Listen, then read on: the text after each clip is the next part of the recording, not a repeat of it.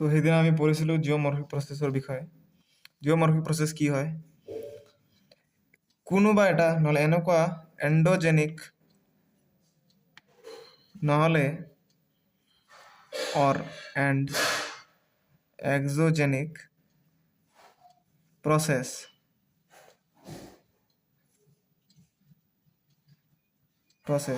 যিটোৰ কাৰণে ফিজিকেল স্ট্ৰেছ নহ'লে কেমিকেল অ্যাকশন। ফিজিকেল স্ট্ৰেছ যেনেকৈ আমাৰ এটা কিতাপ আছে ভাবি লওঁ, কিতাপক দুইফাল দি টানিলে এইটোক দুইফাল দি টানিলে এটা ষ্ট্ৰেছ পৰে, এইটো এটা ষ্ট্ৰেছ মেম্বাৰ, এইটো এটা ষ্ট্ৰেছ মেম্বাৰ। তো কিতাপটো মাজেদি কিনে ছিঙি যাব, এইটো কয় ফিজিকেল ষ্ট্ৰেছ। কেমিকেল অ্যাকশন মানে যেনেকৈ কিবা কেমিকেল আছে, ইয়াতে বেলেগ কেমিকেল মিলি গ'লে ইয়াতে এক্সপ্ল'জন হ'ব, ডিছপ্লেচমেণ্ট ৰিয়েকশ্যন হ'ব, নহ'লে কিবা কিবি ৰিয়েকশ্যন হ'ব আৰু। তো এনেকুৱা কেমিকেল অ্যাকশন। এণ্ডোজেনিক প্ৰচেছ নহ'লে এক্সোজেনিক প্ৰচেছ, যিটো কাৰণে ফিজিকেল ষ্ট্ৰেছ নহ'লে কেমিকেল অ্যাকশন হয় কিহৰ ওপৰত? আৰ্থৰ ওপৰত, আৰ্থৰ মিনাৰেলৰ ওপৰত নহ'লে মেটেৰিয়েলৰ ওপৰত। আৰু সাৰফেস, আৰ্থৰ ক্ৰাষ্ট, এইটো আৰ্থ, এইটোৰ ওপৰত যিটো ক্ৰাষ্ট আছে এইটো কোৰ, মেণ্টেল, এইটো ক্ৰাষ্ট। এই ক্ৰাষ্টৰ ওপৰত যিবিলাক বস্তু আছে সিহঁতৰ নেচাৰ, ছাৰফেচৰ ওপৰত মেটেৰিয়েলবিলাকৰ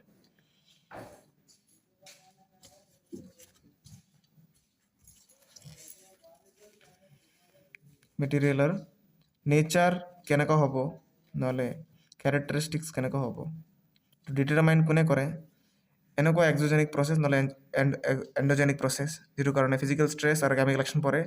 আৰ্থৰ ওপৰত যিবিলাক মেটেৰিয়েল আছে নহ'লে ৰক্স মিনাৰেলছ যিবিলাকে আছে নহ'লে ক্ৰাষ্টৰ ছাৰফেচৰ ওপৰত যিবিলাক মেটেৰিয়েল আছে সিহঁতৰ নেচাৰ নহ'লে কেৰেক্টাৰিষ্টিক ডিটাৰমাইন কৰে। এনেকুৱা আমি প্ৰচেছক আমি জিঅ'মৰ্ফিক প্ৰচেছ বুলি কওঁ। This is geomorphic process. তো জিঅ'মৰ্ফিক প্ৰচেছত আমি দুটা টাইপ জানো, এটা আছে এণ্ডোজেনিক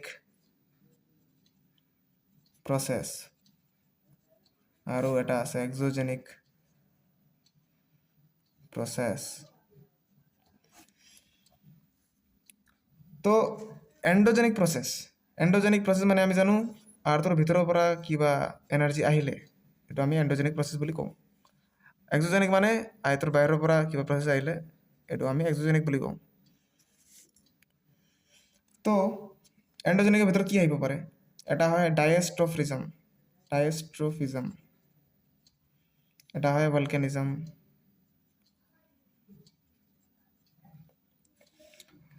আৰু এক্সাম্পল এইবিলাক আমি অলপ পিছত বুজিম, এইবিলাক এক্সাম্পল চাই।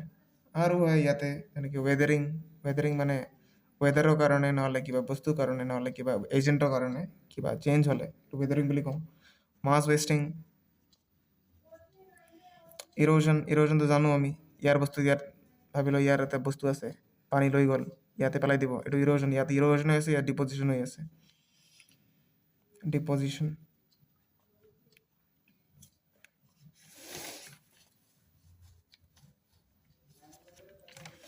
তো এতিয়া আহিলোঁ আমি জিঅ'মৰ্ফিক এজেণ্ট মানে কি। এইটো এটা ইম্পৰ্টেণ্ট টপিক হয়, এতিয়া আমি পঢ়িম জিঅ'মৰ্ফিক এজেণ্ট মানে কি। জিঅ'মৰ্ফিক এজেণ্ট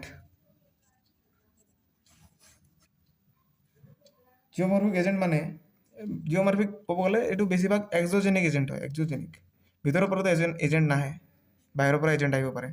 তো এক্সোজেনিক এজেণ্ট মেইনলি হয় এইটো। এজেণ্ট মানে কি বস্তু? যেনেকৈ LIC এজেণ্ট কি হয়? LIC পলিচি আছে, life insurance policy,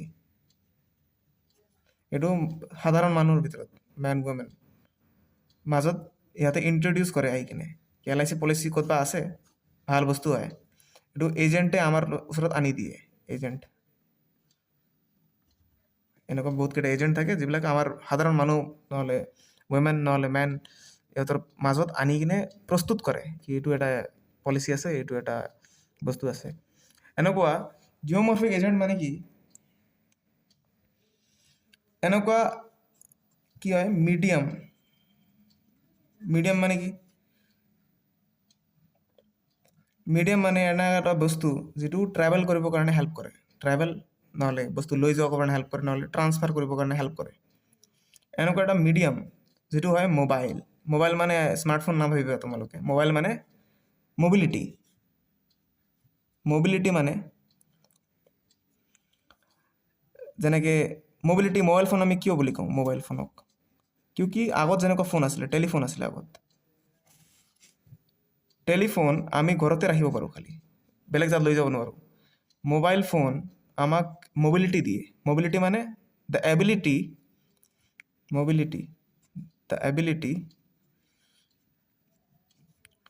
to take along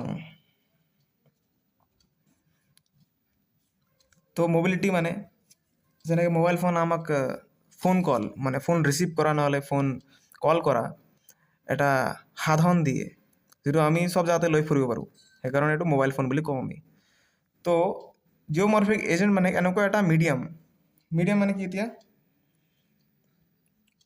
যিটো বস্তু লৈ যাব নহ'লে বস্তু লৈ আনিব এনেকুৱা এটা মিডিয়াম এনেকৈ LIC এজেণ্টবিলাকো আমি মিডিয়াম এনেকুৱা মানুহ তো জিঅ'মৰ্ফিক এজেণ্ট মানে এনেকুৱা মিডিয়াম যিটো মোবাইল হয় ফৰ এক্সাম্পল ৰানিং ৱাটাৰ